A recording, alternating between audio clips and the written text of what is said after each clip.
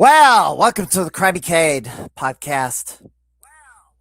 Good, it's working. Been a couple weeks, hasn't it? I'm glad to resume the pod, although I haven't really gone too far away. And I need to go angle this down here.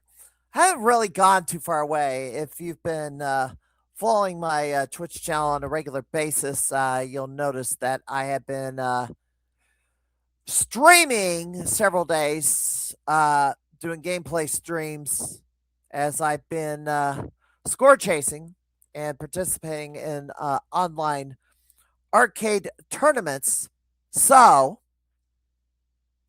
been active, even though I haven't been doing the pod the last few weeks.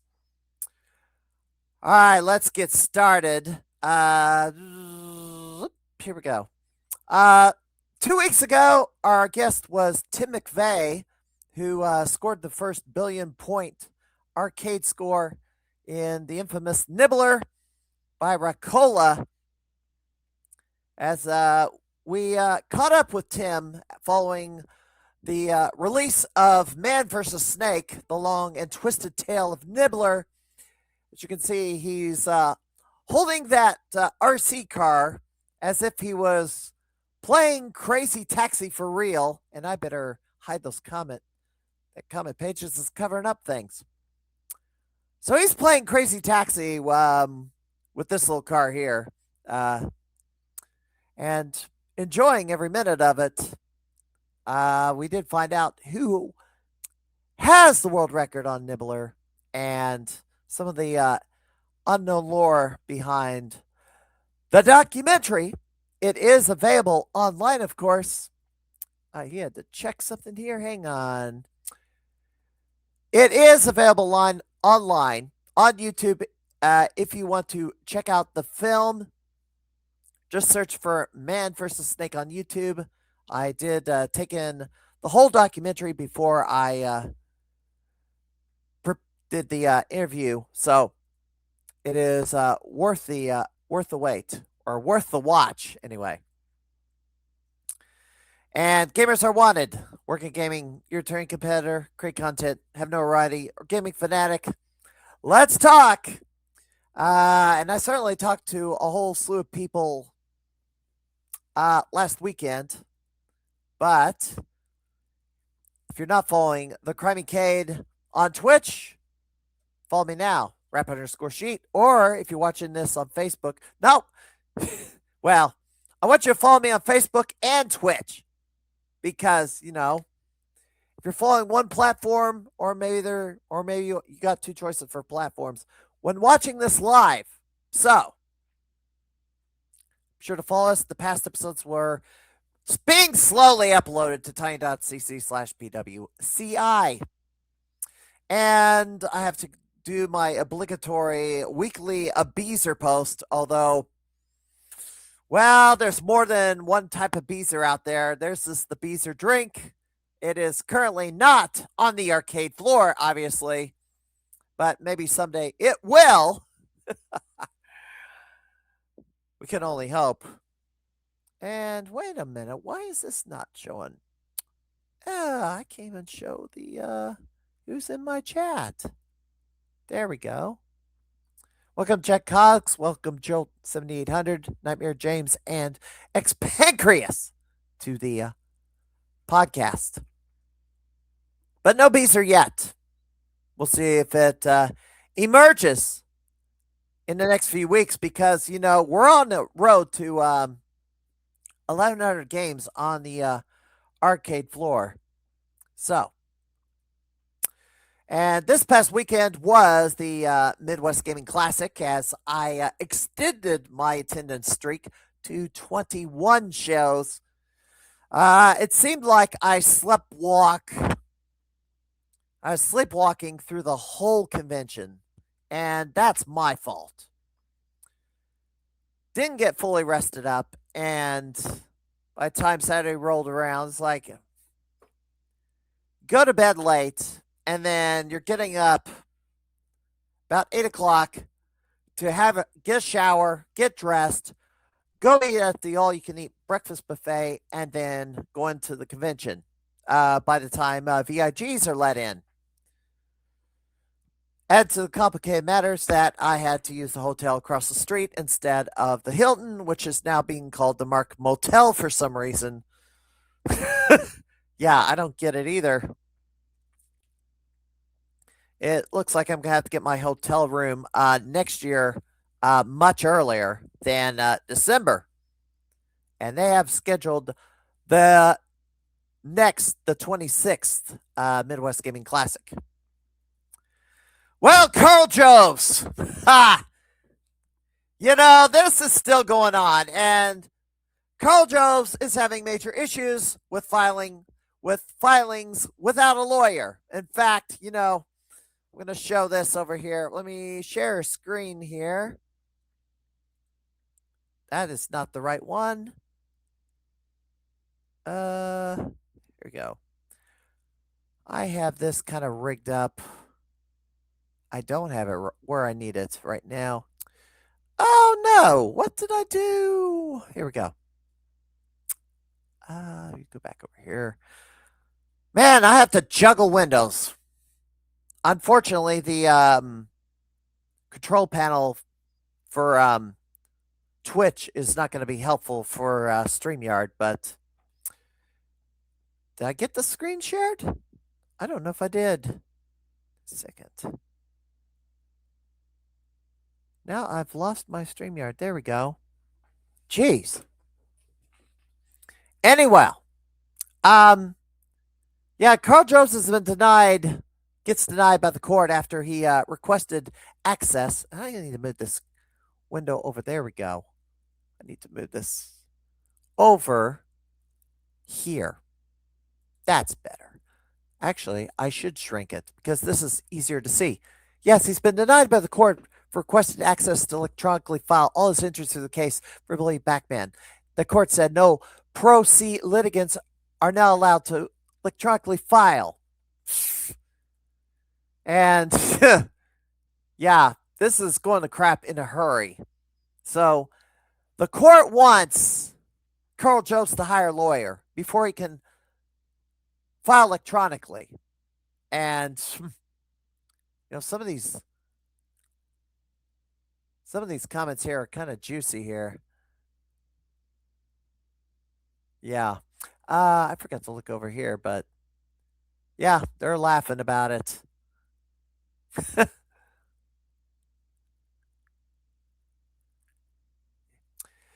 Anyway, Billy Mitchell, of course, characterizes this as Carl Jones getting absolutely felted. Carl, for his comments, he made plain mistakes. They're plain things criticized before and will attempt to own them as possible. Of course, defiant as always. And of course, he gets called out for. Now he said Gerard. Now this is new to me here. I didn't know this happened. But certainly, Carl Jones was sued for saying Billy Mitchell caused Apollo legend to take his life, which he lost that case badly. And one other thing, Earth's Cats, ever defiant.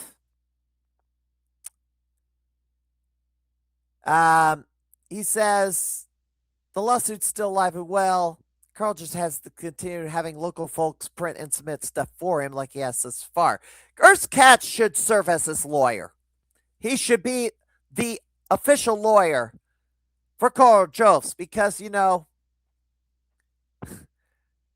Earth's Cat says that the people mocking Carl are Billy butt kissers, but Katz is the biggest Carl butt kisser in history. So incredible. But, be as it may, the saga continues. Going back to going back to my slideshow here before I guess hit stop sharing. Oh, yeah, this is kind of I am not so intuitive with the, I exited the PowerPoint. What happened there? There we go. Anyway, question of the week. I post this question on my chat on my Crimeycade Facebook page. Will Sony get out of the gaming business within the next 5 years? And they have been getting a lot of flack lately. The latest controversy is over the so called must connect your console every 30 days to verify your license. Sony's trying to downplay it. Gamers do not believe them. Sony sure has taken it on the chin lately, eating millions and sometimes billions of dollars in losses over live service games and AAA titles of late. You can only lose so much money before you start to think maybe I shouldn't be involved in this business anymore, which is why I threw out this question. Some people are saying they're not going to buy another Sony PlayStation after the 5. I have no doubt a 6 will make it out the door, but that may end up being the last one. Who's to say, but time will tell. And kind of Xbox is in the same boat for that matter. New house highs and world records and scoring update here. Quite a bit of them since I wasn't podcasting last week, just gameplay streaming. Claire Capello takes the house high on Cal 50, and that particular game has rotary joysticks. And I injured my hand playing that game, and it hurt for about a week. Hurt like hell. I've never hurt myself so bad, and it was only just one play. I played other rotary stick games before. I won the rotary stick side tournament at Galvin Ghost Arcade, but the stick is stiff as hell, and remarkable that Claudio was able to take the house out of that one. Scooter Shooter. Jamie Tibbetts and Andrew have been battling it out for that. On that game, Jamie Tibbetts have come out ahead as of today. Andrew Owasco takes Pioneer Balloon. Jeff Lucas raises the My Hero score to $1.5 million. Tibbetts takes the Monday Mystery Game, Vienna, as well as the Cowboys of Moon Mesa and Shinryu. Andrew Owasco gets a new house high on Ninja Warriors and beats that Mike Waters score that stood for quite a number of years. He also takes Kairos from me, and Ivan Ivowski takes Calyx and Dinosaurs. That nearly 2.5, and that was an Andrew score, by the way. And further, Andrew Owasco takes Brute Force, which is a Leland game that didn't get real high marks from one Lord BBH. Yes, he's representing himself, Claudio. He definitely is, and it's not going so well. Mossie's took Looping. That was a T20 game. 90,000. And Brian Shillo returns to Galvin Ghost to take Samurai Fighter Shindigan, 160,000. And the power rankings. Chris Blackie and Mossies are kind of battling it out for 5th and 6th place. I am still hanging on to 10th, as we have only 3 months remaining before we crown a new Gamer of the Year. All right. I forgot to upload a video, but to introduce our guest tonight, we're going to show off the recap of the Game On Expo as we talk about the Retro World Championships. So much to check out today. I can't wait to get started. Let's go.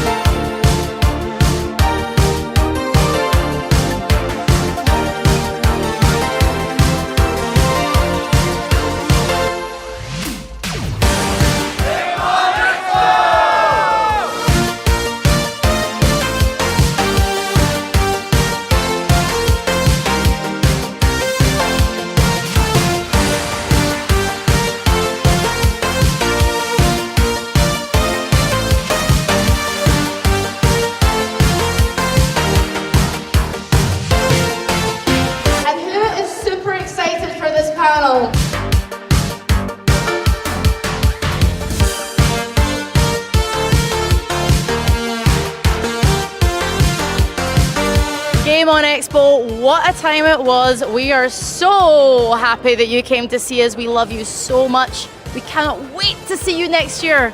If you're ready, we are. See you soon.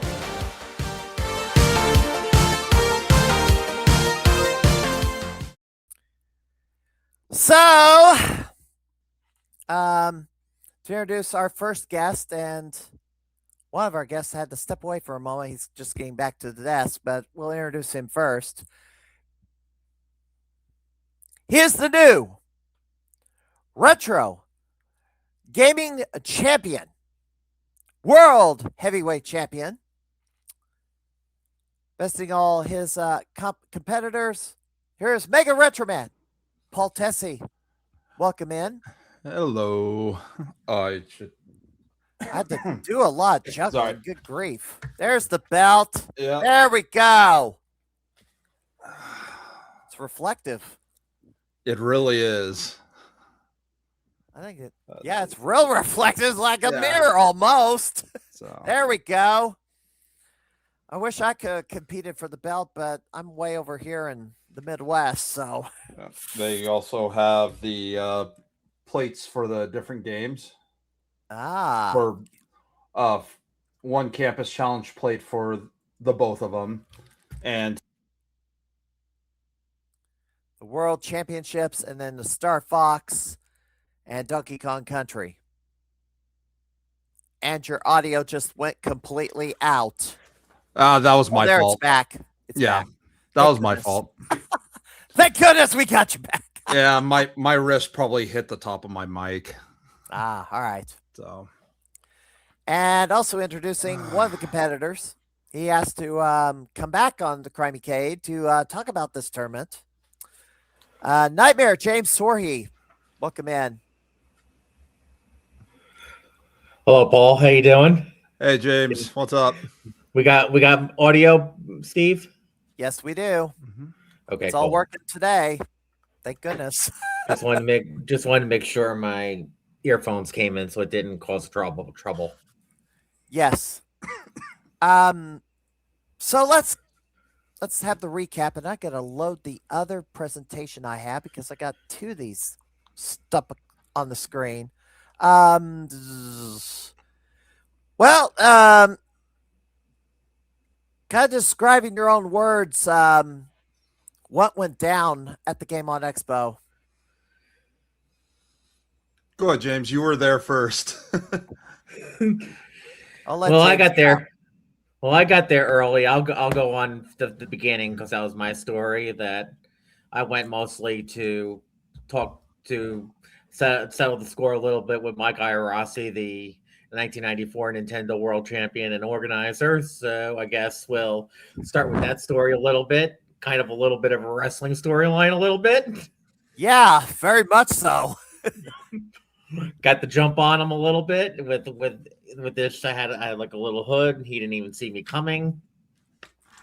And it was kind of like an intro. We kind of like talked a little bit. It was a little bit of a wrestling scene, and he finished up saying it was his house, and you know how he does his line, Paul. I just saw something. This pill back here, this was in Milwaukee. So that probably. Yeah, probably. Last weekend, I actually saw it being carried down the escalator. And you remember you remember the last time we talked about 1994 hidden hard mode. So I had my audit on Star Fox, 115,000, passed that fine. Then I was in the Retro Championships, scored 154 quickly. And then I posted the post to you, Mega Retro Man. You came in, had 187,000 eventually. Yes, we know. And then eventually sorry. Go ahead. And eventually fell short. Got sick Saturday. Unfortunately, diabetes stuff. Mike pulled me at about 5:30. That was unfortunate, but I did come back Sunday. And I competed until I couldn't go anymore, 15 minutes until the end of the event, at about 155,000. I did about fulfill all my promises, but my experience just ended up stopping me. We'll talk about the Powers Fest 94 stuff later. Let's let Paul have his limelight. Go ahead, Paul. Okay, so yeah, I left Friday morning from Seattle, where it was snowing. Oh, it was our first day of snow, and arrived in Phoenix in like 90-degree weather. So I'm just like, man, I miss home already. You know what? I experienced all that within a span of a week, just a few weeks ago, where I live. I believe there's no place like home. Yeah, Central Illinois. I experienced all 4 seasons within a span of 1 week. It's ridiculous. 90 degrees, and then we had snow later. Yeah. Insanity. This is the wild weather we have lately. So, wake me up before I get snow go. Oh, yes. So yeah, so that was fun telling everybody. I left Seattle where it was snowing to come down here in the blistering heat, and they're like, "Really, it was snowing up there?" I'm like, "Yeah, first day of snow for the year." And I got in. God, our flight left like 2 hours late for probably to clean off the airplane because of the snow. Mm-hmm. So I didn't arrive in Phoenix until about 1 p.m. when I was supposed to arrive around 11:30. So yeah, went in, checked into my hotel, and went down to the expo. Before I got off the plane, I saw James' post that he tagged me in. And he's like, "Here's my score. It's your turn now." I'm like, "Okay, all right." So I walk into the vendor hall, find the Retro Championship stage. There's James. I think he was playing PowerFest 94 at the time. Maybe it was 92 Campus Challenge. It was one of those. And I walk up to him and it's like, "Who's this guy tagging me with a 154? Like, everybody turned around and they realized, "Oh, it's you! You're here! Oh my God!" So, yeah, kind of walked in making a little bit of noise, but it was nice. It was nice to meet everybody. A lot of these people have been, a lot of the participants have been following all my Nintendo competition videos. So everybody who participated practically learned from me in some way, shape, or form.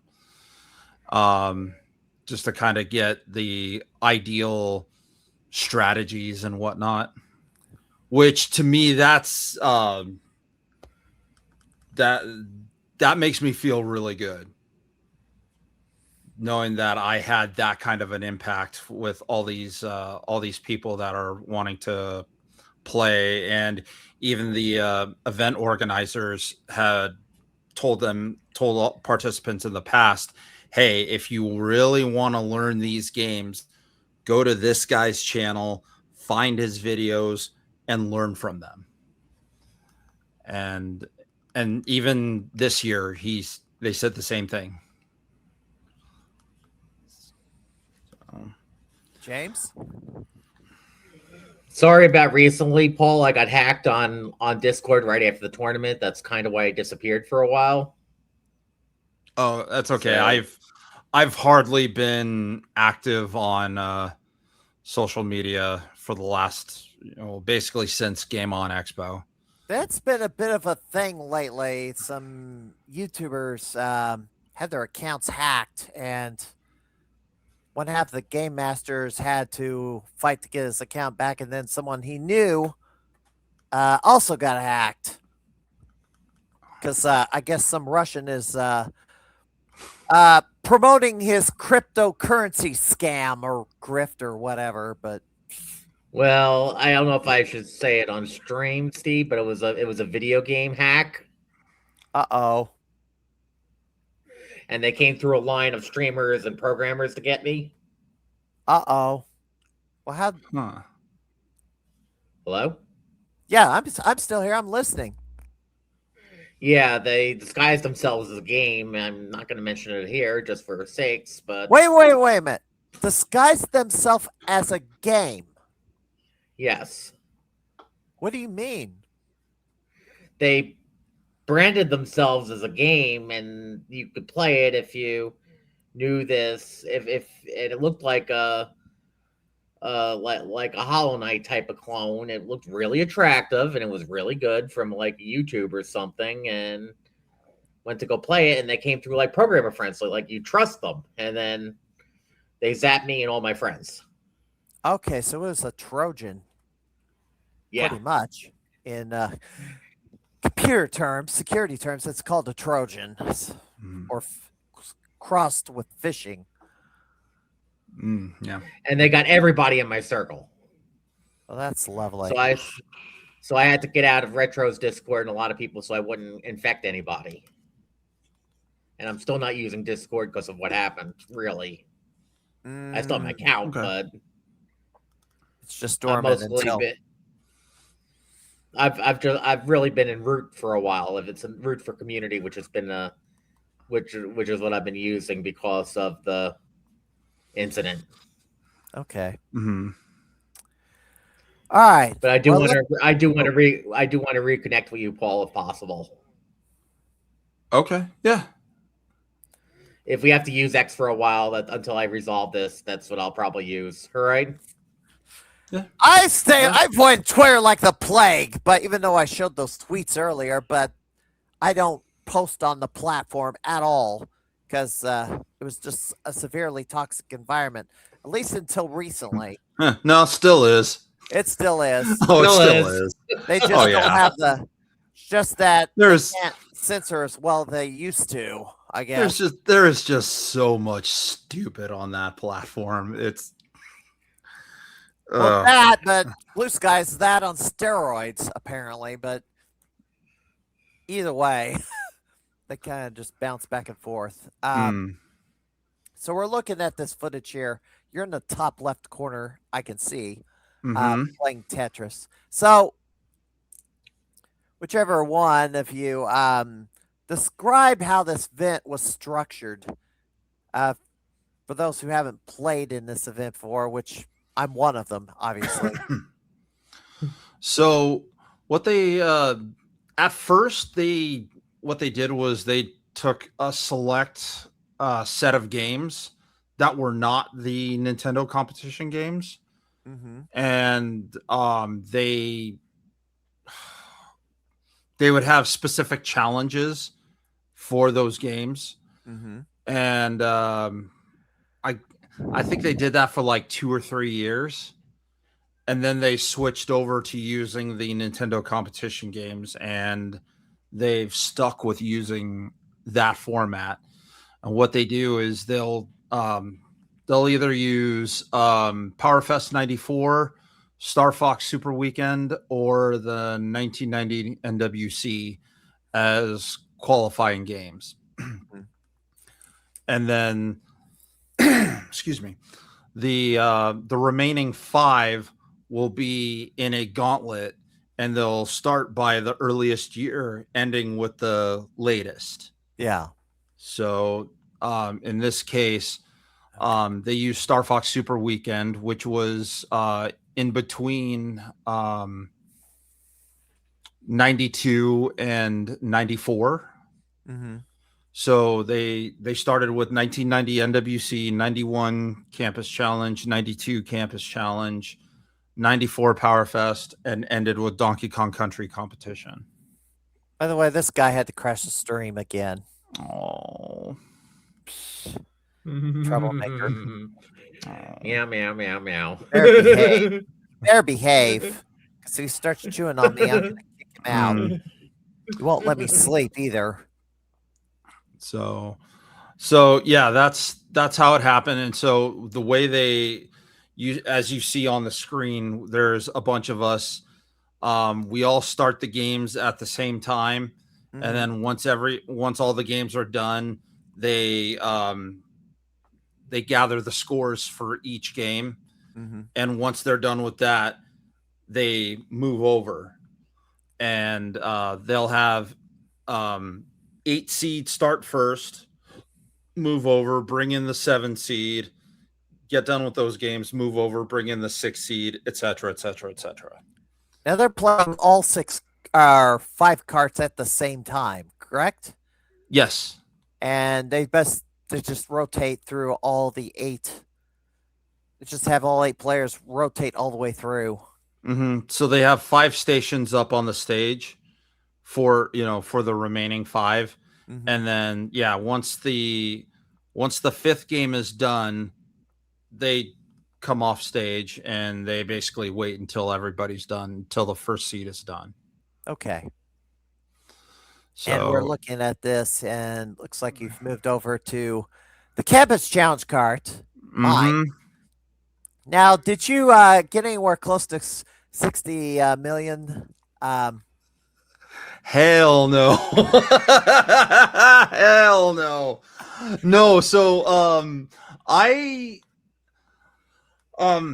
if you remember Packy, he's the guy in the yellow shirt sitting next to me. Okay. He came up with a really good idea that I didn't even bother thinking about, and that was to speed run through some of the Dr. Mario stages.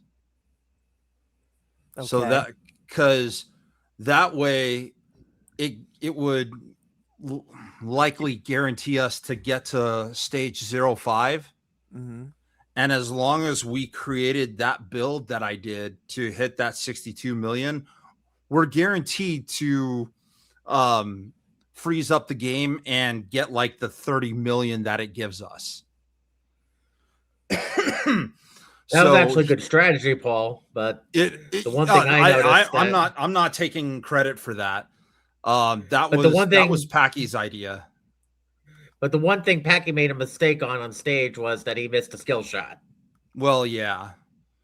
And it's hard to make that skill shot.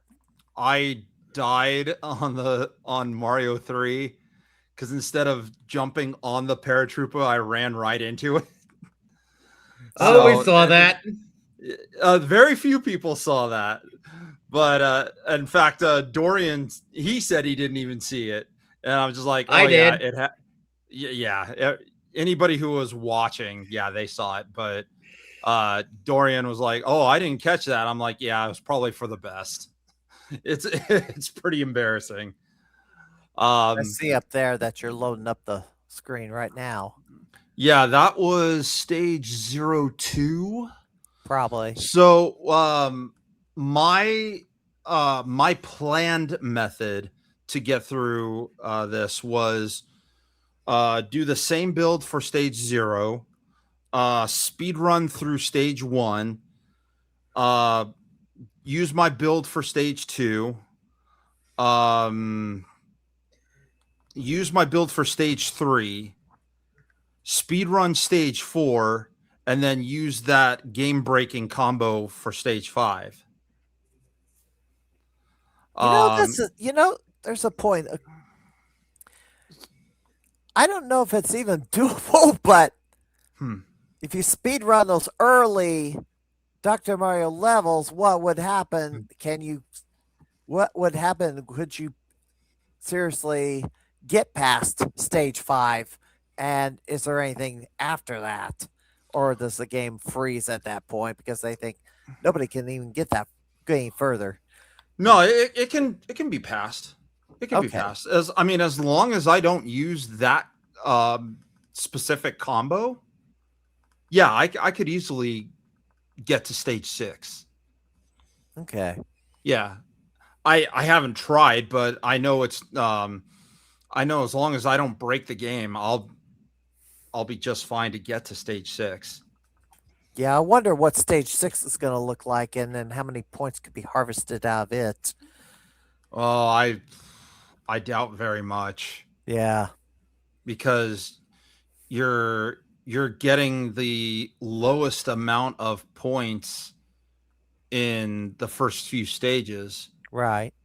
So, like with my planned strategy for Dr. Mario, my highest score was going to be like 54 or 56 million. Okay. That's not too shabby. Yeah, it still would have been top score guaranteed. Because from what I saw Packy practicing, he was going to hit like mid to mid high 40s. Okay. So, but yeah, no, he told me about that. I'm just like, that's a really good idea. And I watched him do level 05. I'm watching him place the pills, where they needed to be. And I'm just like, somebody learned my pattern.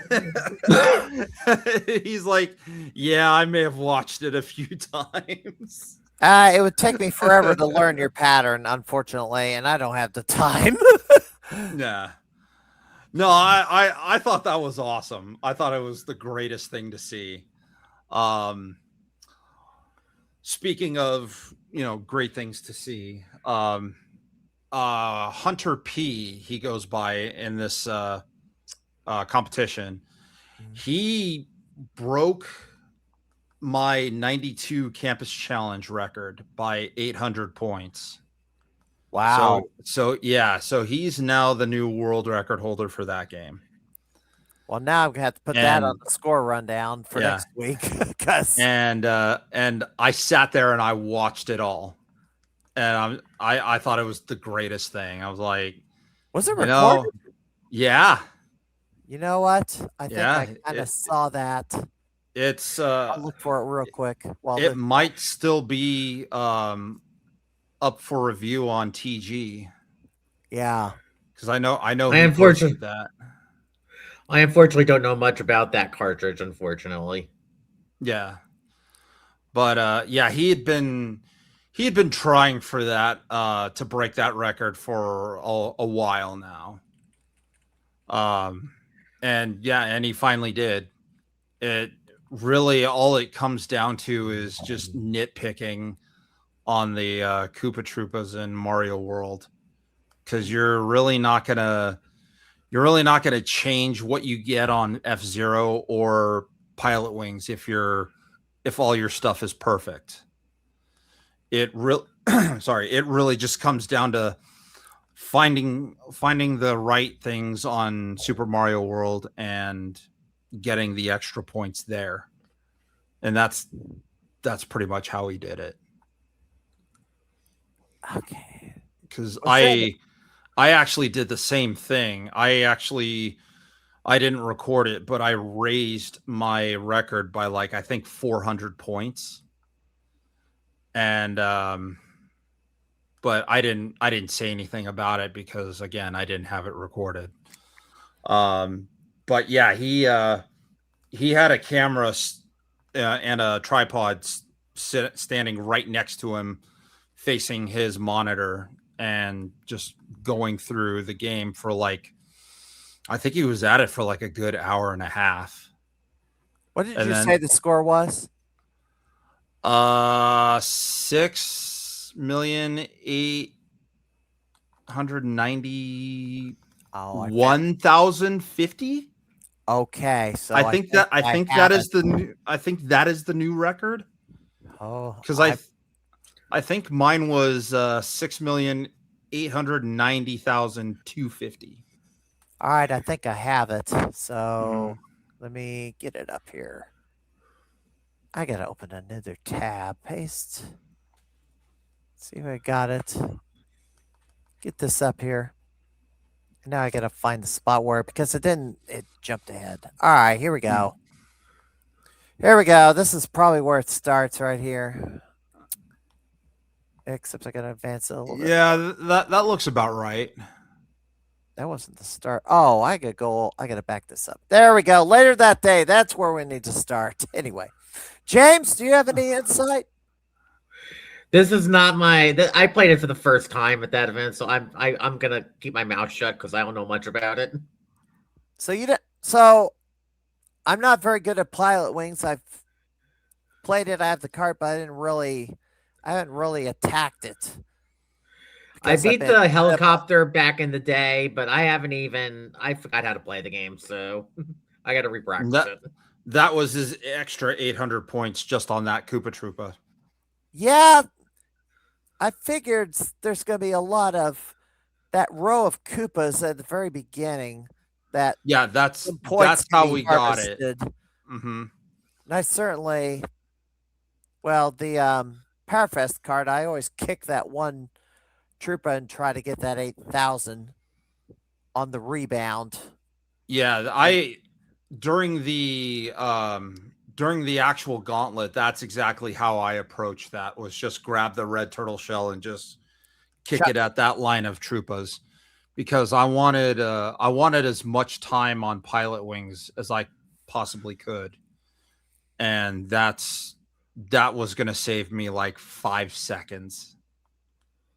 Now, there's a maximum score that can be gotten of Pilot Wings that you can only go so far on it. Well, yeah. Despite whatever, even if the time runs, you still got time remaining, it gets to a point where you can't go any further. Right. Which is because eventually, the game does loop. Okay. There's a oh gosh. I know there was one other stage with heavy wind. Mm-hmm. I don't remember if there was a second stage after that until it loops back to the first parachuting stage. Okay. It's been a long while since I've ran through that. And the only time I did that was when I maxed out the time. I have not played this cart, by the way. Back then, I was out of school, and they did not come back to Carbondale. In fact, they didn't, as I talked with Michael Rossi, not Rossi, Blaine Smith, or Blaine Phelps. Sorry. Yeah, the gentleman that was running the events. Yes, Campus Challenge. They drew a name out of a hat from the finalists and gave them the $10,000 or whatever, how much the prize money was. There was no playoff with all the Campus Challenge winners like mine was. So unfortunate, but That means I'm the only Campus Challenge champion that exists. Toot my own horn a little bit. Anyway. Okay. We're about. Let me see Bless how much you. time's left on this. Yeah, the 92 Campus Challenge was actually the first record I achieved. Oh, okay. Back in 2015. Mm. Yeah. So July 2015. Master, what's it? Master P? Hunter P. Hunter P. Hunter P. Yeah. Beat a 9-year-old record. Or did you raise it since then? It was raised by Bro, I think. And then I raised it again. So I had lost it for a little bit and then got it back. Okay. So he, if anything, broke like a, oh gosh, James was there on the stream when I did it. It was like a 3 or 4 year record. Mm. All right. Because I remember James was like, is it an actual world record? I was like, yeah, it is. Well, it's under review at TG, or at least we think it is. So yeah, it might still be. I think it will get approved. I think so. Go over there and cast my vote to approve it. Yeah, I think. Unfortunately, I cannot even log into TG anymore. Well, guess you're gonna have to do account recovery or something. So something I noticed about TG was that they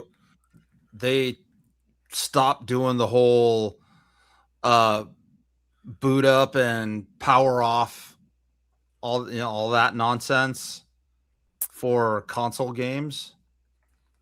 It's not that they changed the password system for the login, and I can't get it. I can't get in there anymore. No, well, right. I'm talking about something completely different as part of they want you to prove that you played on the actual console and not an emulator. I'm assuming. Well, yeah, and because when I submitted my 62 million for Campus Challenge, I didn't show a boot up or a power off. Because somebody had told me that they had stopped doing that rule, and I'm just like, huh, okay. Well, it gets to be annoying because you're gonna have between every play, you're like shutting it off, turn it on, and having to reboot. Oh, it drove me crazy when I had to do that. I'm glad. Yeah, so I tested it. I tested it out to see if the Campus Challenge score would actually be approved, and amazingly, it was. Nobody told me nobody said anything about the boot up or the power off or anything like that. I just showed the gameplay footage from the start of the game to the score, and they said, "All right, you're good." And there it is, the new world record for Campus Challenge 92. Yep. I'm glad they dropped that too, Paul. That was one of the stupidest rules I've ever heard. I had to enforce it. I didn't like it. Well, what do you think? We had to submit a world record for an arcade game. We had to open the daggum back of the cabinet and reset. Yeah. And the problem is that's not easily done at the Galloping Ghost Arcade because you got to go get somebody, bring it over. It's like they have their standards, and if you every site has their standards, you have to follow it. Yes, but Doc Mack has everything set up the way he wants it set up, but then again, I just submit my scores to Orcade, so whatever. But yeah, I'm trying to.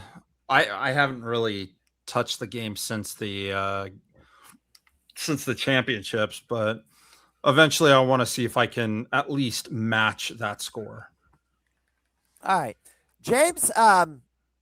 Since I just came out of Midwest Gaming Classic last weekend, and I'll probably talk about that later, maybe another day, because, well, I am going to talk about it with my guest next week because he was there.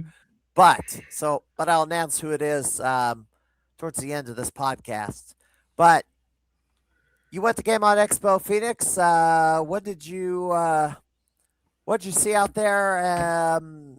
Anything you marked out overseeing, like a game that, besides Paul, any games you found, or any exhibits, or Well, we'll talk about anything two you of didn't them. expect? I'm very happy that Dorian did very well in Street Fighter 6 in the tournament. Yeah. Got to give the guy a lot of credit. 50 years old, still getting medals in Street Fighter 6. Mm-hmm. But there's one thing I got to put on the stream, and I know Paul's going to take a little rap for this. 22 million on PowerFest 94. You could show the picture now, Steve. I showed it a while ago. Let me see if it's still up here. Nope, that's the wrong. Hang on. I gotta reshare. I think I already flashed it on the screen anyway. Nope, not that one. Well, I'm juggling this. I think I did show this already. Come on, let's get this on. Where I'm having to bounce between window. Is this it? There we go. Is that it? No, that's the start. That one? There it is. That one, yes. Okay, there we go. And you can see what else I've been busy on, Paul. Pokemon. Double Master Ball and Pokemon Champions. Oh. I'm not into Pokemon, but I don't think he is either. The other. This was the other. I know a tiny bit, but these are different. Okay, not enough. I should have noticed that this was the same game. I didn't. Yeah. Oh well. So there's the 21 mil and the 22 mil. Okay. Is this the part where you're bragging because I did terrible on mine? Is this what's going on? And just to let you know, Paul, if we ever have a qualifier on this, I'm not shooting for 22 million. Hmm. A little bit of time, a little bit of other games. I can tell you how much I'm shooting for if there's a qualifier. I mean, I can too. 30 million? Well, I wasn't going to go that high because I want to try and at least be real about this. I think it's possible. I mean, yeah, I'm sure it's possible, but and I'm going to go for it. Big hill. It's a big hill to climb. Yeah, I mean, since the highest right now is 27. Yeah, I think with practice, if you practice going in, get and some things, and you can go for it. It's possible, very possible. Yeah, you need luck. Not so. Yeah, I think there's some luck that plays into the home run derby. Oh, just a wee little bit, but I don't think it's all RNG, Paul. I think you just got to study the game, learn the patterns. Yeah, the problem is, so we're talking about, we're talking about home run derby and getting 30 million. Not going to say it's a one-run attempt. I don't think you can hit the ball the same every time. That's the problem. No, absolutely not. It's certainly not going to be easy, but I'm going to go for it. I mean, I pull it off. I mean, I'll be watching if you stream it. I'm going to do it. Actually, if I get the money together, I'm going to try to do it a Game On Expo next year. If Mike runs it as a qualifier. I would imagine it would be. Boy, that's a challenge. I should have you all. I don't even know if I can make it. I need the both of you to come out to Galvin Ghost Arcade and air T20. That's what I need. Oh, okay. That would be fine too. I've already been there. That would be fine too. What'd you say? What'd you say, Paul? I said I've already been there once. Just not once. not during T20. Well, I need you to come back so we can meet up face to face for the first time. Well, that too. Because that's where I like to go and chase scores. I so James, I went to Chicago for a random weekend, right? Because I have some buddies that are outside of Chicago, and I messaged Steve here saying, "Hey, guess what? I'm going to be at Galloping Ghost on this day. If you can make it, I'm here." Nah, he had to go to Missouri Game Con. Yes, because I had a vendor table. Because it was that same weekend. Yeah, that's another. Right. Yeah, I'm going to.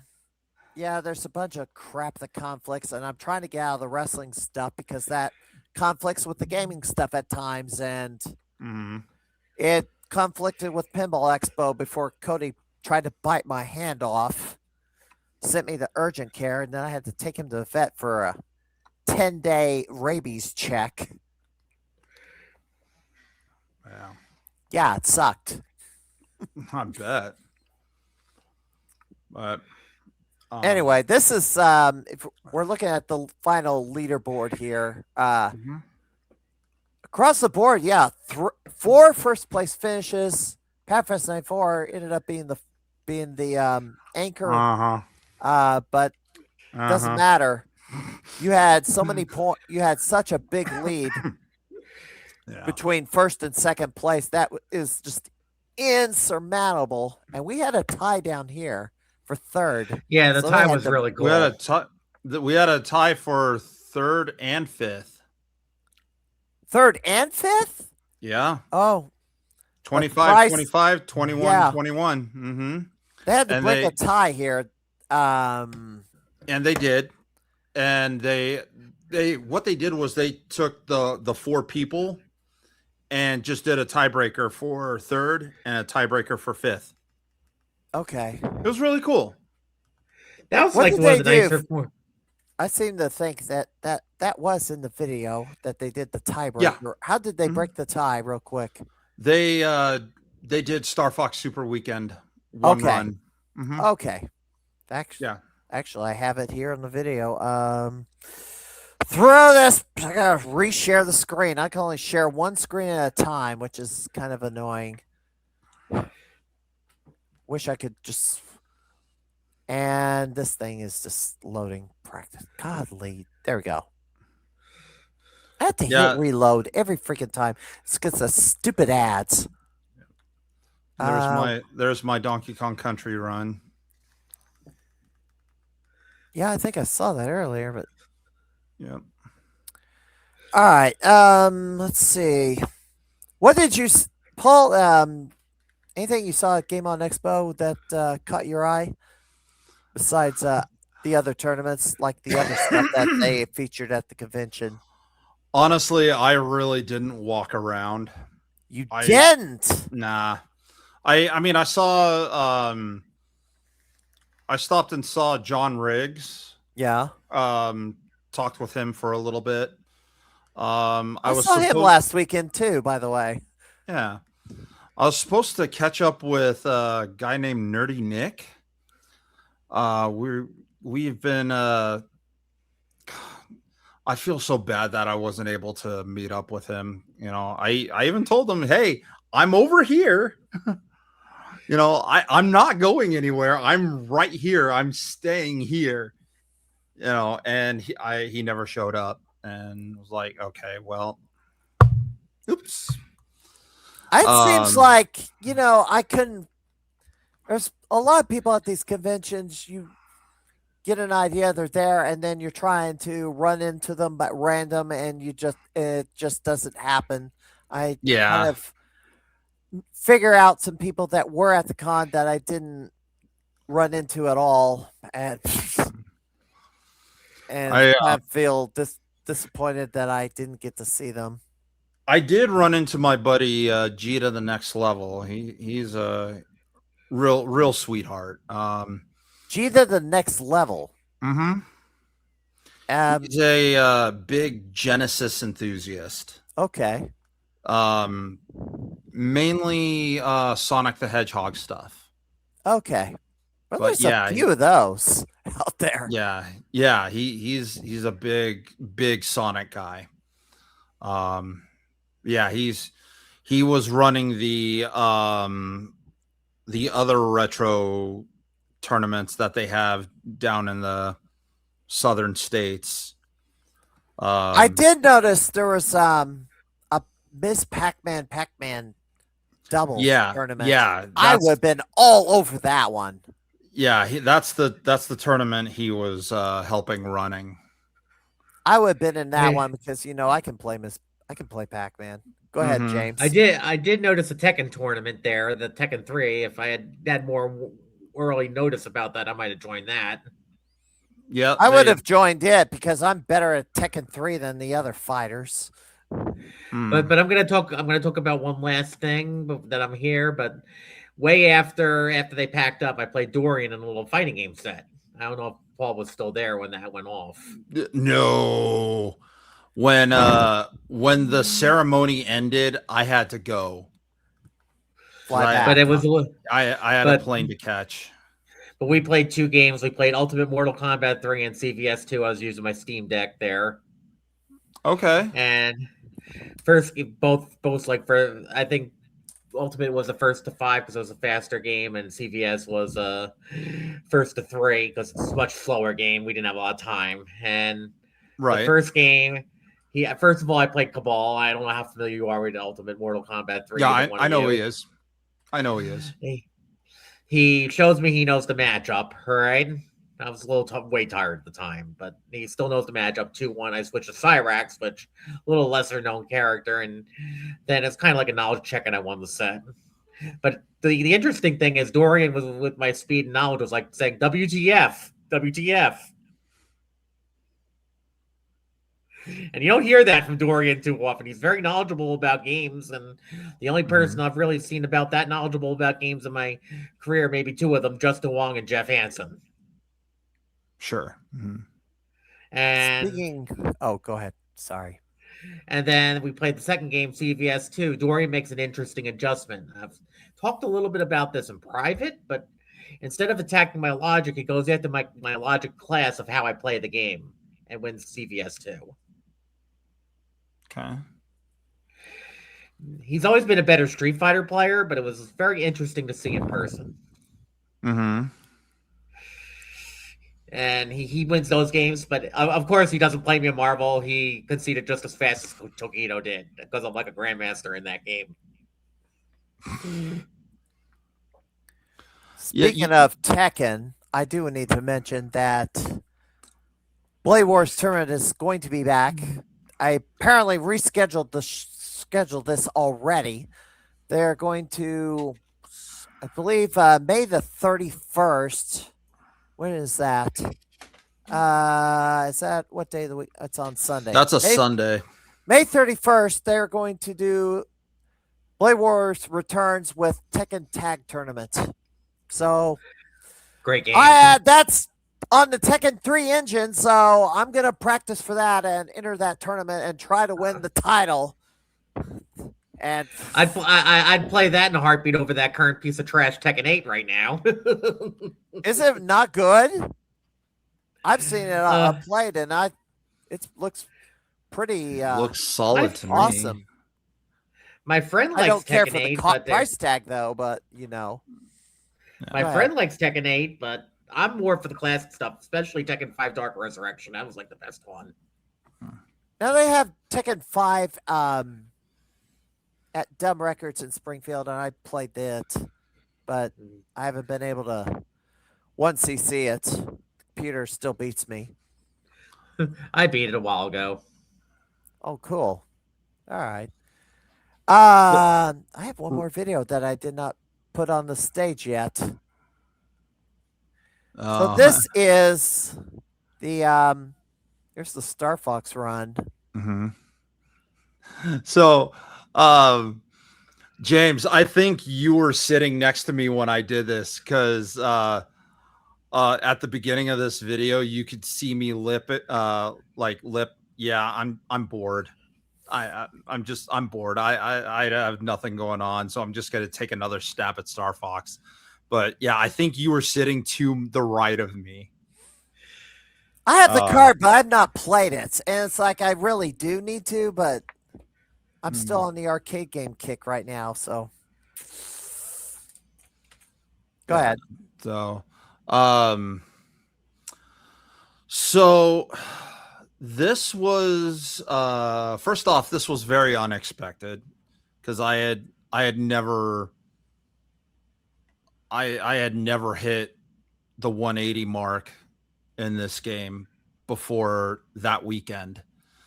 All the practice sessions that I did days before flying out were no higher than 175. Mm-hmm.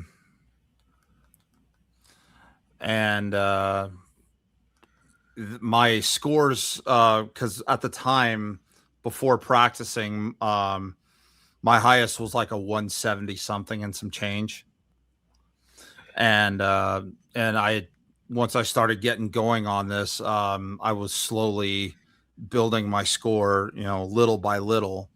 I'd get 171, 172, a higher 172, 173, up to 175. And that, and I was just like, okay, well, I got to fly out tomorrow. We'll see how this goes. And, come in, talk to Dorian, kind of catching up with him. And we get to a point where he just says, so, when are you going to jump on stage and, show him how it's done? And I was just like, I got time. I'm not doing anything. He's like, yeah, get up there. I'm like, all right. So at the time, the highest qualifying score was a 170K. That was done by Packy. And I walk in, my very first run is a 171. And everybody was just like, wow, that was quick. Yeah, Dorian and Mike were just like, was that your very first run? And I'm like, yeah, it kind of was. Out of the box. Yep. Gotta love it. Yeah, it's just what boggles my mind is that I could have left that score alone and I still would have been first seed throughout the entire weekend. But I didn't know what Packy was gonna do, so I was just like, all right, well, whenever I get a chance, I'll see if I can raise the score a bit. I figure, okay, I could hit 175, but you can't really leave anything to chance. Yeah, so that's and like I was telling James when I sat down, it's like, I got nothing going on. I'm bored. So I took a few jabs at the game again. And what you see me doing here, I was looking for Dorian because I had ended stage 2 with over a minute left, and I'd never done that. So that was going to be real significant for this final stage. That is really significant. Yeah. Stage 3 loops. So yeah, so you can't clear stage 3. It just keeps going until you run out of time. Yep. Once you clear the last bit of the first loop, it starts right back up here with the ring with the 4 whatever they are. Call it a fan. Like sure. Yeah. So and it just goes back to that again. So see, you kind of dodged a few of these rings. Yeah, because my focus was on the prism that you see in front of me. Use the Okay. bomb there. That's one of my issues. So Big 3,000 there. Should use Yep, one there. and then That's smart. $5,000. yeah, 5,000 is the most you can get out of these prisms. So if you can manage to get 5,000 out of both prisms, you're in good shape to hit high 170 to 180,000. Boom. Yeah, that was good. Yeah, once I saw once I hit 181, I'm just like, oh shit, here we are. This is actually a thing. The crowd's going wild right behind you. Yeah. What little wherever there the was. crowd is. I don't know where they're at, but I see people coming over to look. And it's like, look, a shock on their faces. Who's the guy on the right? The guy on the right is Dorian, the one with the tablet. He's one of the event organizers. And behind him is Gene. He's his boy usually partakes in the tournament. Oh, okay. Question, Paul, isn't Gene also known as Bro? No, Bro is his Brendan, his son. That's what I'm talking about. Yeah, that's what I'm talking about. Yeah, Brendan is his son. I mix the names up. Yeah, Gene is the father. Brendan / Bro is his son. Yeah, and but yeah, nobody has ever seen 180,000 plus score on Star Fox Super Weekend, especially live. Now, the qualifiers, it was the top 8 move on. I did the very beginning of this video, and this is the belt presentation. I'm gonna jump back to this in a bit. This was the scoreboard. Once it loads up. So they're going to show the scores or show the files. Here we go. I'm going to pause it right here. So it looks like at the last minute that Bro knocked you out, or whoever got 155. I don't know when this score was achieved, but somebody knocked you out at the last minute, James. Yeah. That was my personal best, by the way. That was my personal best for ever for the slow version of Star Fox. Slow version. Paul can explain that one. So there's a fast and a slow. So the fast version he's talking about is when the FX chip is boosted. Okay. So it Star Fox plays like really fluid and really fast, probably as it should have intended to be, but because the FX chip was so new, and the Super Nintendo could handle it, but not well, it became as slow and sluggish as it is. So there's 2 versions of Star Fox Weekend? Well, it's a matter of switching the settings. Okay. Like on my EverDrive, I have a setting where I can boost the FX chip. Okay. And the game would go so fast, then the clock would go at its normal speed. So I could probably get to the boss in about 30 seconds.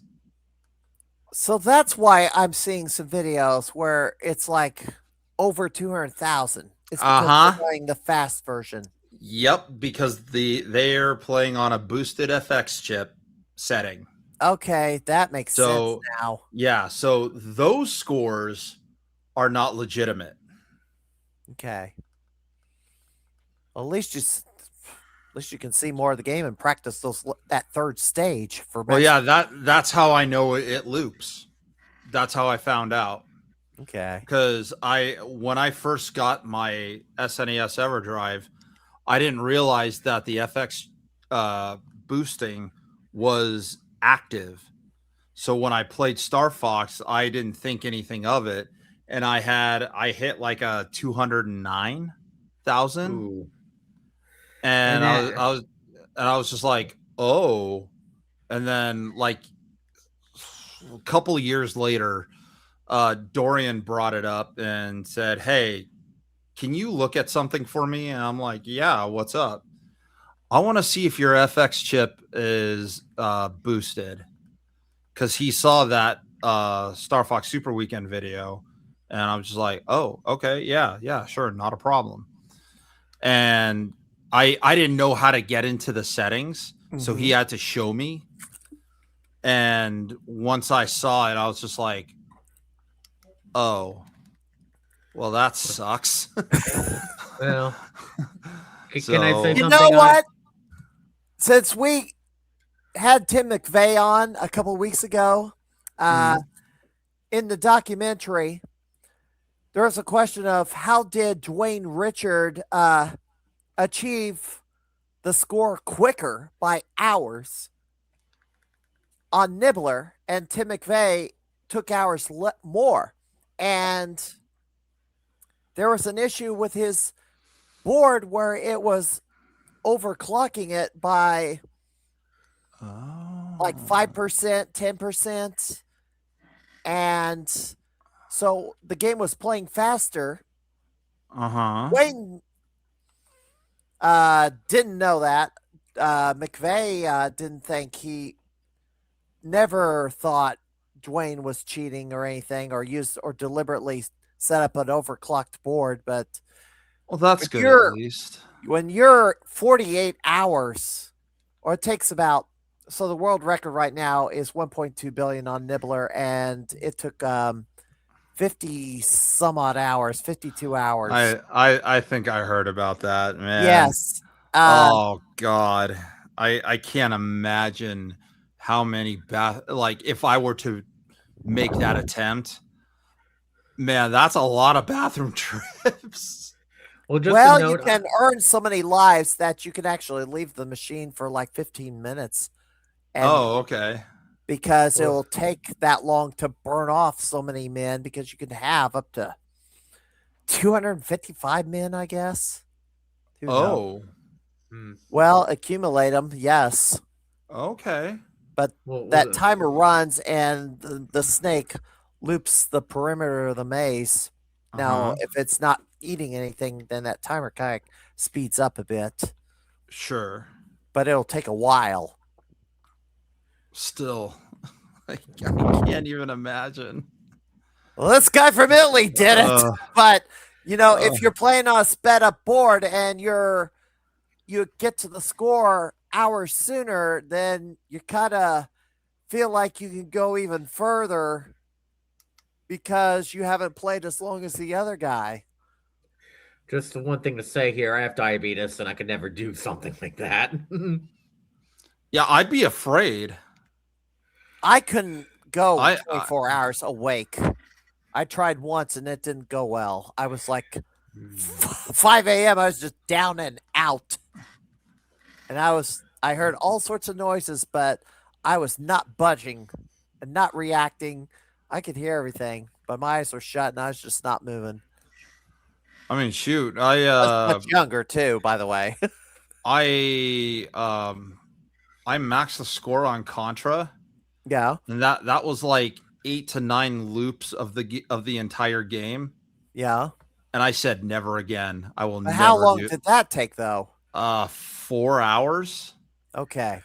I think my longest ones were Pokemon XD and Dragon Warrior. Those were about 7 hours. So I mean, yeah, I've played other games for longer, but Contra is such a short game, and 8 stages. Yeah, it's a short game. You can blow through the first like 2 loops in like 12 to 15 minutes, and then it just progressively gets harder Yeah. And more enemies start coming on the screen and blah, blah, blah, and More slowing the enemies, game more down. points. Yeah. So, and bullets are faster. Ah, okay. So the game speeds up. Oh, yeah. Yeah. It's just, I'm not going to lie. It got really boring. I will say the longest single credit run I've ever done was on a Pac-Man clone known as Thief, and it took about 3 hours. Now, that was on a single credit where there's no pause button, but that was the longest I've done. Across the million, rolled the score, and then didn't go further after that. I just kind of winded the game down and lost. Let me see. I'm trying to get to the point when they do the awards ceremony. Here we go. This is the tiebreaker. Oh. Yeah, this was the Star Fox tiebreaker. Now, only third place had a prize. There wasn't anything for fourth and fifth. Nope. I guess nope. First, second, and third got prizes of some sort. Okay. You got $500 and a championship belt. Second got $250, and third place got $100. Mm-hmm. And then there was a side tournament, which a gold cart and $100 was awarded. I believe that was on Marble Madness. Correct. And here we go. And kind of. Yep, this is the award ceremony. By the way, this video was put out by Earthbound Crew. Earthbound Crew, yes. And they have several. Oh, I paused it. They have several videos on their YouTube channel covering the entire Game On Expo weekend. So, in fact, one of those videos is the 92 Campus Challenge World Record achievement. Yeah, I played video. it. Yeah, I did play that. Yes. Okay. I was glad to see that. Oh, me too. Me too. I was very happy for him. By the way, Paul, it looks like congratulations. It looks like that you've made quite a bit of progress on cutting your weight down. That's yeah. Because I can see it right there, standing next to these guys. That you've made significant progress. I have from peak, I've dropped 170 pounds. Wow.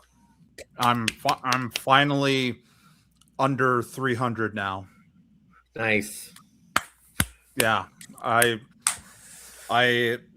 brought out my scale, switched out the batteries just because I was curious, and I was like, okay, I don't know where I'm at because the last time I went to the doctor, their scale wasn't working. So yeah, so I was like, well, shit, this was like one of the things I was looking forward to because I wanted to see how much more weight I lost. But yeah, jumped on the scale and it said 299. I'm like, no way. Jumped off, got back on again. Sure enough, it said 299 again. I'm just like, oh, huzzah! Finally. Now the battle is continue on downward or just try not to get above 300 or 300 again. Yep, that's last I checked, I was at 290, and that was at least a few weeks ago. All right, and here we go. Here we go. The presentation of the championship belt. Yeah, he's like, can you get it around your waist, or you tried? You couldn't get it around down. No. Oh well. No, I tried. You gotta get a belt extender or whatever, but I'm gonna leave it be. I'm gonna leave it be because that's goal. That goal is to be able to finally put that around my waist. That may not be the only belt you take home, but that is the first belt you've claimed, right? Correct. I don't. So the next Game On Expo is going to be in January. Yeah, a lot earlier. Yeah. So there's going to be a lot of factors whether I'm going to be able to make that or not. Well, you're the defending champ. You got to defend the title. Yeah, I would love to, but here's what you probably don't know. Uh-oh. I'm losing my job at the end of next month. Ooh. Ouch. Yeah, and that was not by choice, and it wasn't by so I work for Allied Universal Security. Oh, okay. And it wasn't their choice either. What happened was, what happened was the contract to the place that I'm posted at was bought out by a real estate company. Uh-oh. And what they did was they said, okay, for all you lobby ambassadors, which is my title, put in your application, for the new employee, the normal, not a big deal. And then, so we do. And then later on they say, okay, make us, tell us what your expected wage is. And so I'm like, okay, I may have proposed too high of a wage. Not six figures, but I did bad math and went a little higher than I expected to. You know what? You've got an opportunity now. Because you're going to be unemployed soon, you can now apply for a job at Nintendo for America and finally get on the inside. Since you're still gonna hold that above my head, aren't you? I would go for it. If you live by there, why not go for it? Why not get a job at Nintendo of America? What's funny is I have tried before. I have applied for positions there before, and I didn't hear anything from them. But whatever. You gotta get on. Maybe you gotta get Blaine Phelps to vouch for you or something. I don't know. Since he used to work there. I would really love to pick his brain. Maybe after the episode he did with you about all those events. Oh my God, I would probably approach him with so many questions.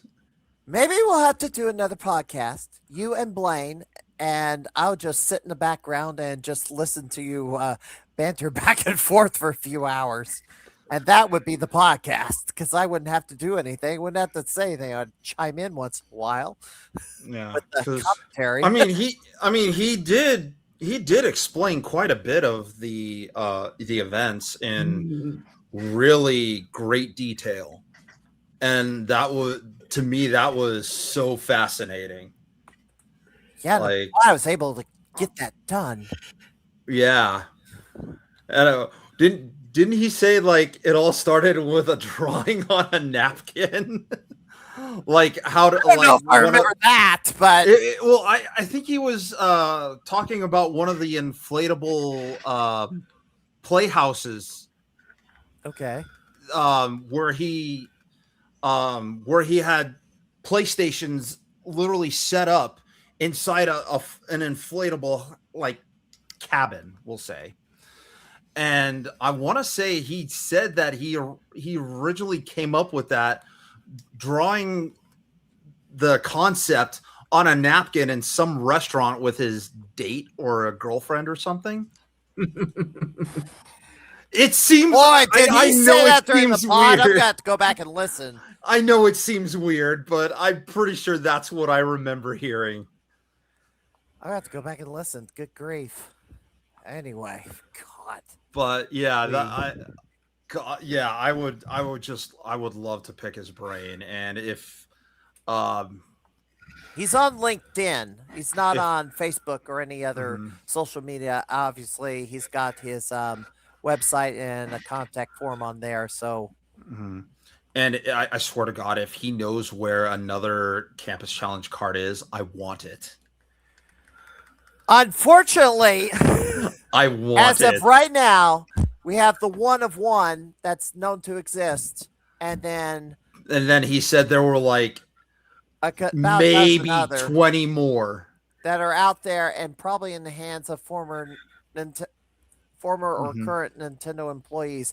The one found was probably one of those that got the card after the tournament. James, did you know this? What?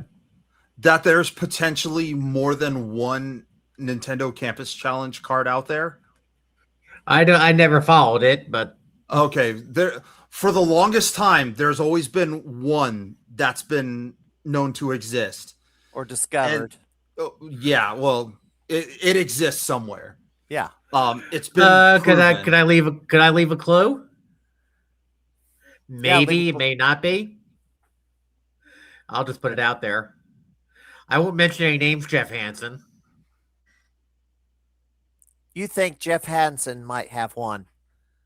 Yes. Did he work for Nintendo? Did he even do? No, he didn't work for Nintendo. Yeah, he has if he has a Campus Challenge card, it would be the 92. I don't even think he has that. He worked here. I can tell you a dirty secret from knowing him. He worked for Nintendo from 1990 all the time. He went to play me in 1994. From 90 to 94. Yes. How? He was a kid. He was like a special advisor, did beta testing, things like that. Things are different back doesn't then. Add up. So he had a 92 or a 91? I think he had all of them at one time. 90, 91, 92. Don't know if he had Star Fox and then he ended when he got hit by Red Shell at 94. Okay. I'm going to have to reach out to Jeff Hansen and see if that confirm or deny that story. Fair enough. If I can figure out how to contact him. So he hasn't answered many things in years. The fact I caught him lurking on my channel is the first I've heard of that, him doing anything since then. So he's very quiet about it. Yeah. So what I was gonna say, James, was when Steve had this gentleman on his podcast and discussing the Campus Challenge events, he'd made mention that there are potentially maybe 20 more 91 Campus Challenge cards out there. He has obviously has no idea where they are. Yeah, I said I don't know where the other 19 are, but Hansen might be one of the leads. Okay, leave it there. I mean, yeah, I guess it wouldn't hurt to ask him, but yeah, he supposedly just went around to random Nintendo of America employees and said, "Hey, do you want this cart? Hey, do you want this? Hey, how would you like this?" And I wish I was one of them. Nowadays, me too. I wish. Well, kind of after the tournament's over and I got home, I wish I asked for one, but I didn't. Oh yeah. Oh well. Yeah. All right. I think we're gonna wrap this up. Kind of wrap this up. Anything you want to plug? Anything you're doing? Any scores you're chasing currently? What's going on your recent stuff post con? It's not me, but I just want to plug the Kenemo Michi that happened between Men RD and Daigo Mihara, and thank you, Benna, for blowing up the freeze the kicker moment on that event. Freeze the kicker.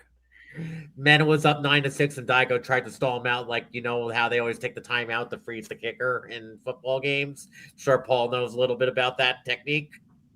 Okay. And Mena just blew it up. Thank goodness. Mena destroyed him after that. Wow. Paul? God, I haven't been doing much of anything since the Retro Championships. You've been streaming, Paul? I've streamed all of once since I moved into my new place. Okay, so you moved recently. Yeah, I moved back in the beginning of February. Okay, I did not know that. Yeah, we were kind of given the boot. In fact, everybody from our old complex was given the boot because the property management wanted to renovate and remodel all the apartments. They had all these big hopes and dreams of doing this and doing that. They wanted to put in like washer and dryers in the units, and my first thought was, where the hell are you gonna put them? There's no room. Yeah. So I found out that one of the old ladies, that was a neighbor of mine, ended up staying and taking one of the first finished remodeled apartments. Mm-hmm. And I found out she hates it. Uh-oh. Yeah. She's not a fan, apparently. Well, yeah. And I feel bad for her. She was a real nice, real sweetheart. And the worst part is that she's probably paying $800 to $900 more for that crappy apartment. It's a shame. How did the movie treat you, Paul? Oh, dude, I was not okay. Honestly, the morning before the movers showed up, I had a minor anxiety attack while I was driving. Oh my God. Because the night before we stayed at a friend's place because our bed was disassembled at the time to be ready for the movers. And on our way back to the apartment, I started having a minor anxiety attack, and then I had a really bad one when the movers were there. Uh-oh. Yeah, so I was not okay. And moving is a stressful experience. Thankfully my girlfriend was around, so she sat in the car with me and just calmed me down. That was probably I think I've only ever had one actual panic attack or anxiety attack. And it was not that bad. This was probably the worst I've ever had.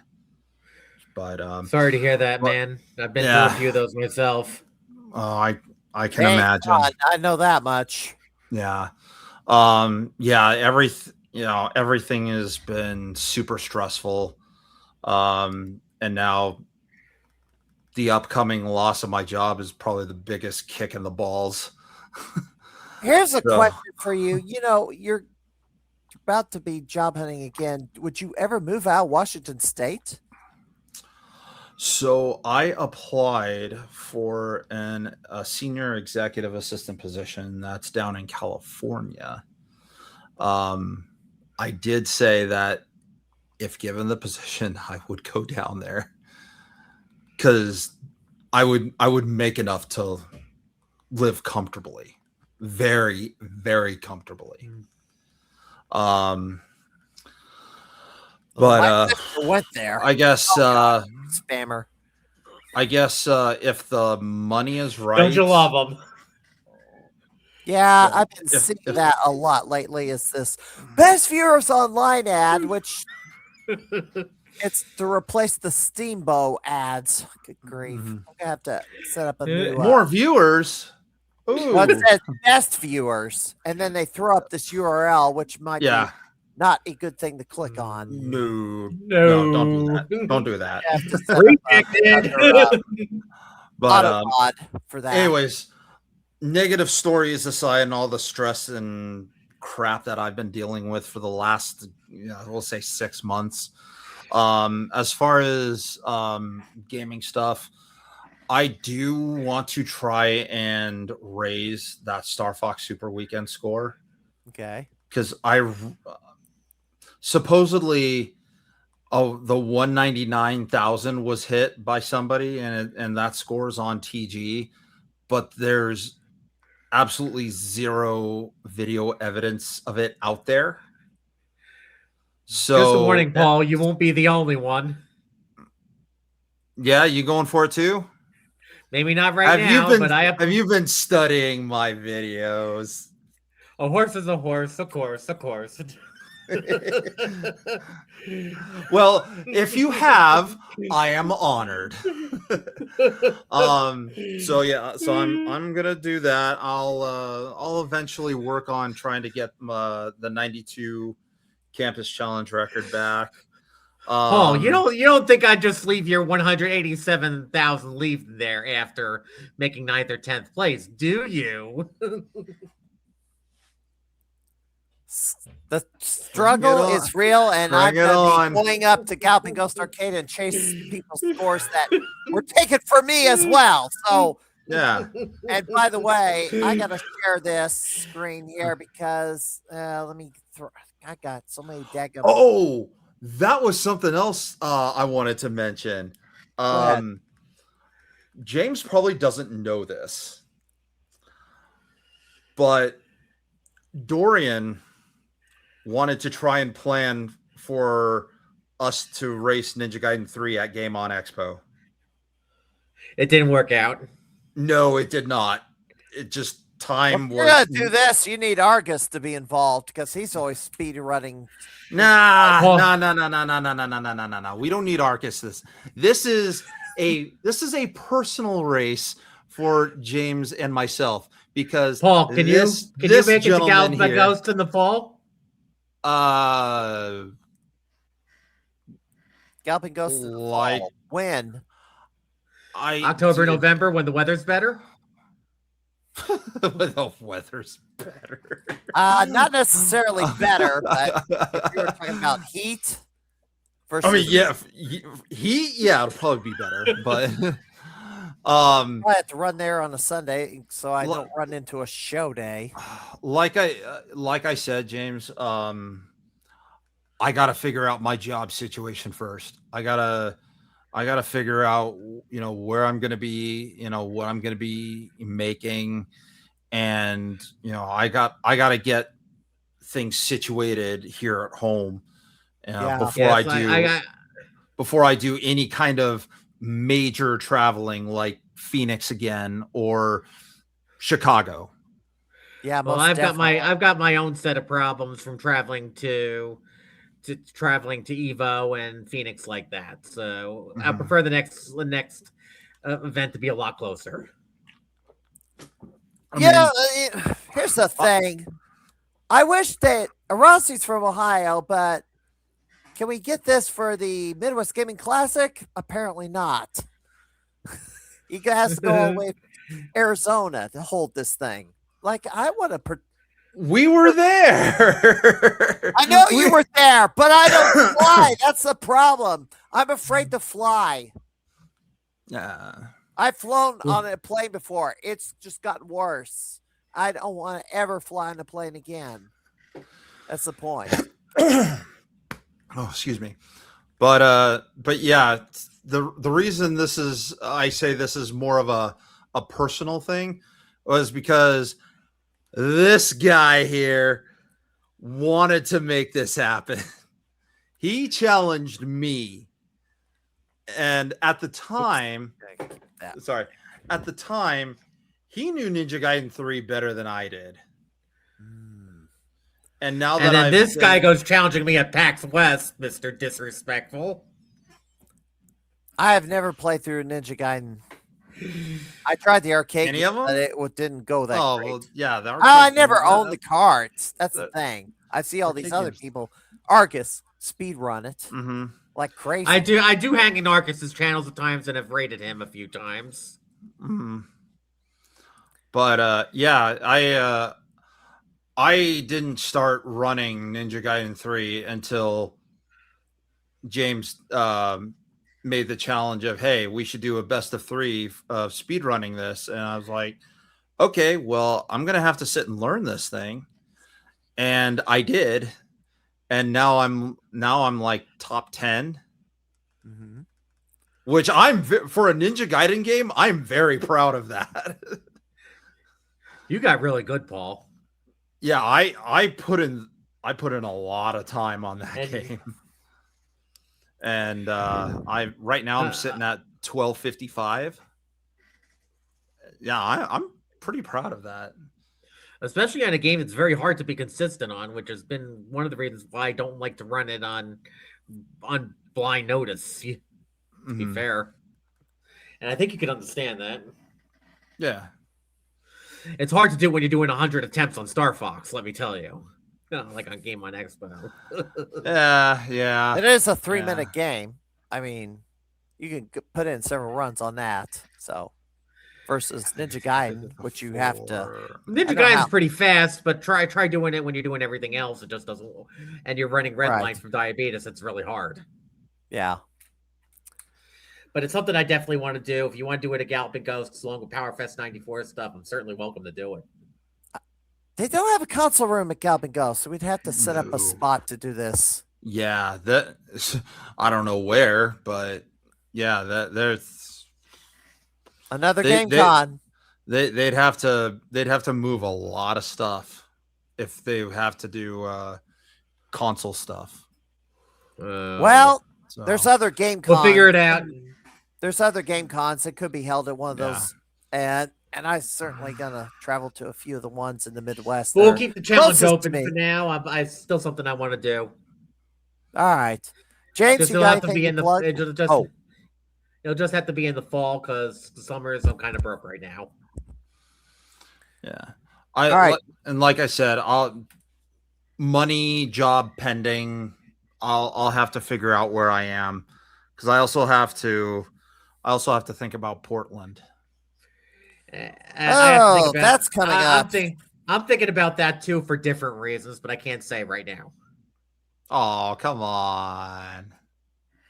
I can't. I really can't say. You can tell me. I'll tell. Does the words Kenamomichi possibly think of something? That's all. What? Say that again. Double Kenamomichi. Double Kenamomichi, whatever that means. That's all I'll say about it right now. I have no idea. He's being cryptic. But one thing we got a cryptic riddle to solve here, Paul. But what I will show you, I didn't get the picture unfortunately in time, but this is you see me grinding this a little bit. This is my Pokemon ROM hack here. Let me put you in full screen mode there. There we go. Currently in the Rocket Hideout, I wanted to get further to show a new feature, but unfortunately it did not work out today. Got a little stuck in therapy and other things I was doing, but plus there's a lot of glare. There's a lot of glare on that. Let me see if I can fix that. I'll just do a stream later in the week. It's the light behind you is the problem. Yeah. That's okay. Like a phone picture or something. That should be fine. All right. Yeah, whichever. And Paul, what do you have to drop? What do you mean? Projects and other things you're doing. Oh, I'm running Ninja Gaiden 3 this weekend for General Andrew's Dream Races event. I gotta get my cousin and we gotta watch you. Get my cousin, my aunt, and we gotta watch you. 10 o'clock Eastern. Yeah, just about. They have me scheduled at like 6:55 p.m. Pacific time, but yeah, 7 o'clock is good enough. That sounds good. Yeah. Other than that, I really haven't been doing. Like I said, I haven't been doing a whole lot. I'm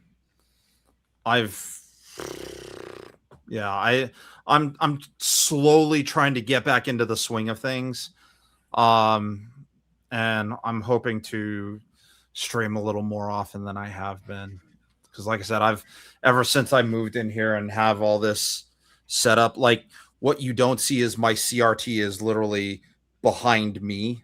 I see a monitor behind you, yes. Yeah, this I have this here to read chat.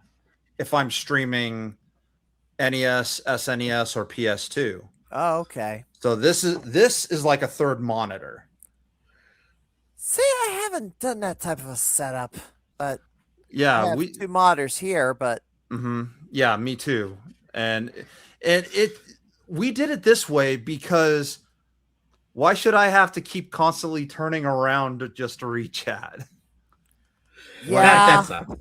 When I can have see here's my CRT. When I have a third monitor that I have plenty of room for.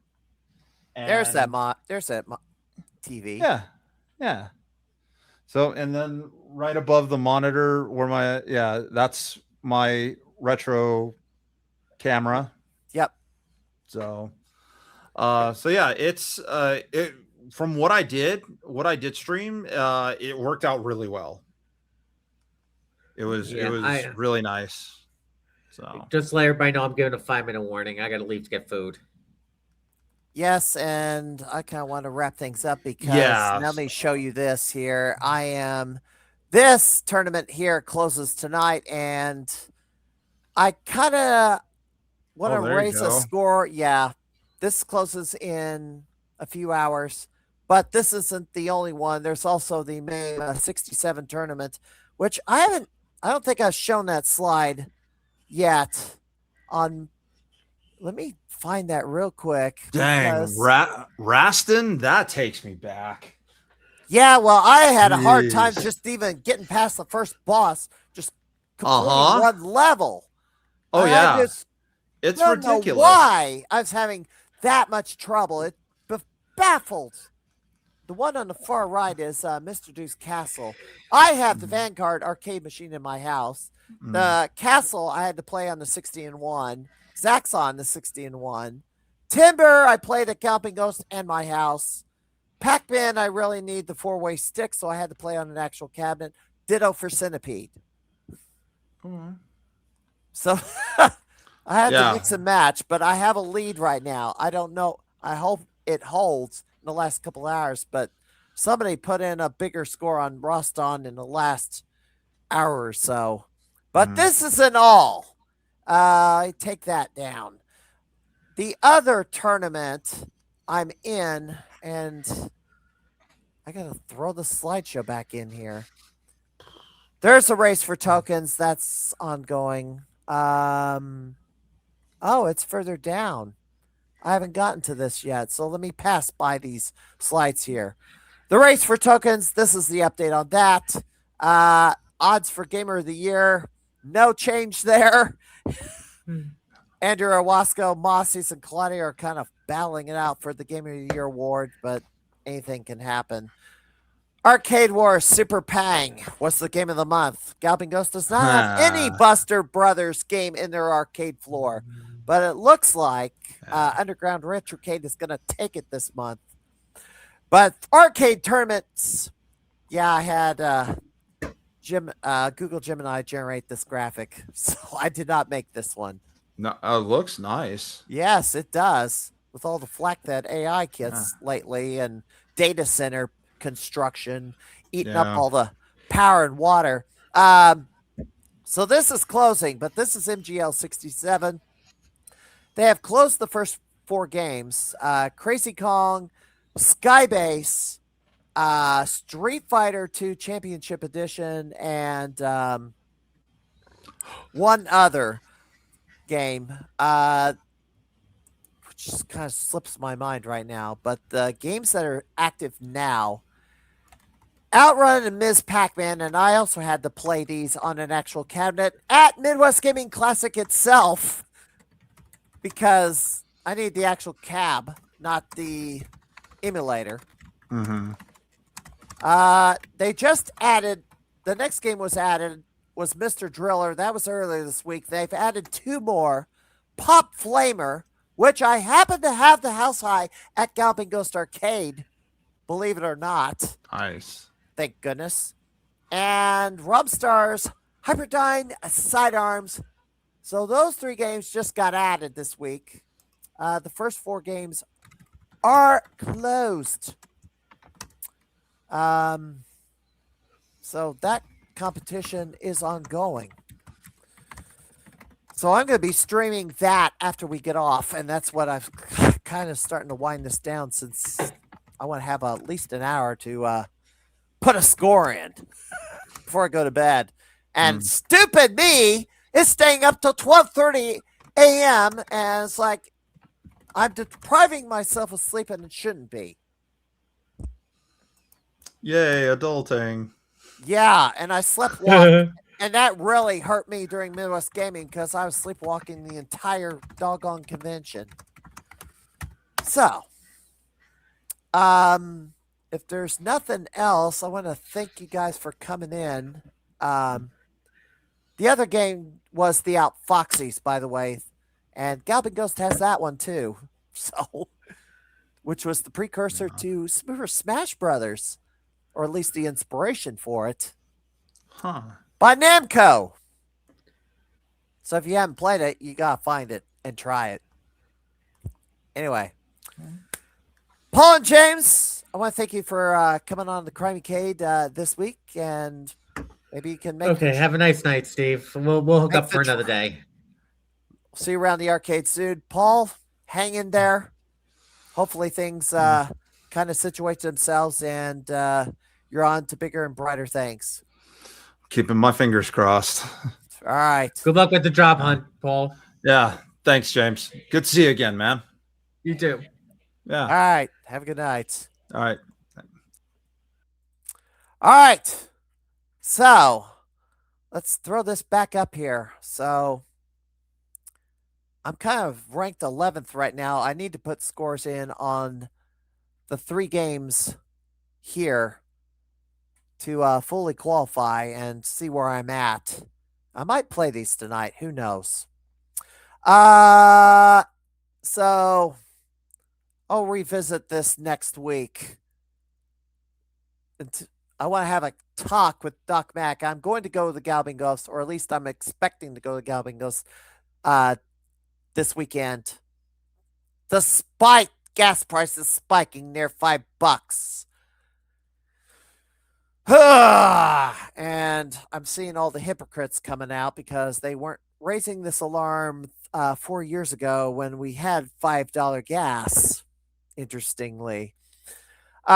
This weekend also is the St. Joseph RetroCon 2026 at St. Joseph Civic Arena in Missouri, the 2nd and 3rd.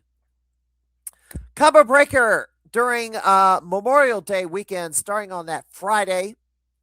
This will be in Schaumburg, Illinois, at the Convention Center, the same site as Pinball Expo.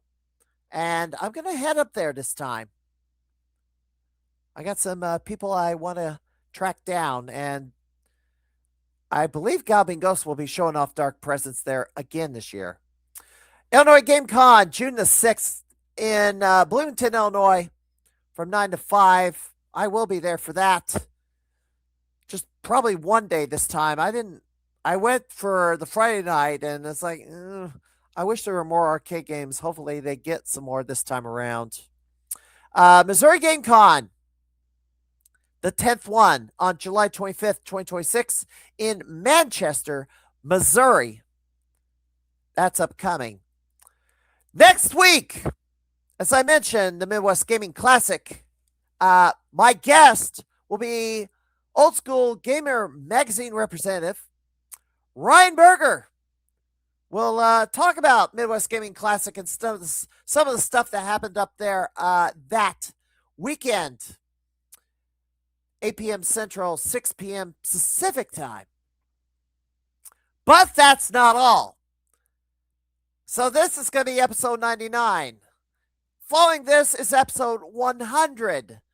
But it's not going to be on Thursday. It's going to be Sunday. Special day and time, May the 10th. Why on Sunday? Well, the gentleman I'm going to talk to is Eric Zalidis. I think it's how it's pronounced. He is a PC gamer.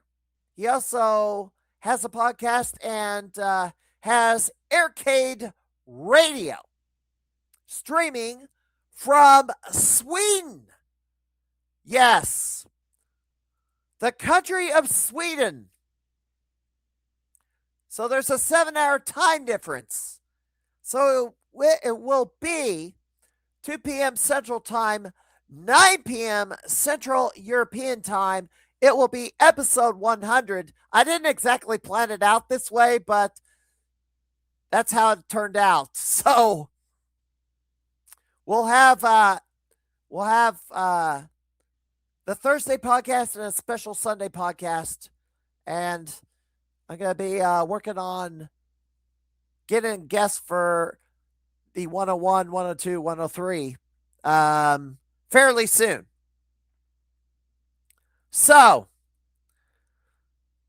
till next time, and I'm going to rate a channel. I'm not ready to do my stream, so I'm going to take an intermission, but I am going to rate somebody's channel in the meantime.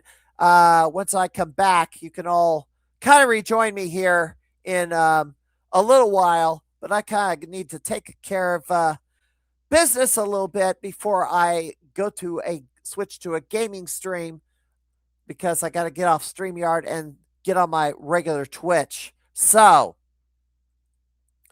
let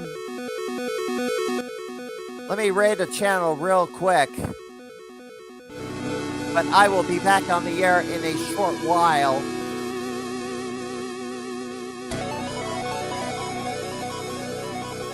I'll just rate anybody at this point, because I'm not going to be on too long. I'm not going to be away for too long.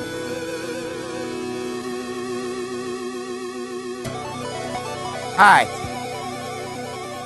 I'll be back in a little bit. I'm going to raid Maestro. He is playing Tetris, obviously. So I'll see you in a little bit. But I'm next to Crime Fighter. See you in a little while.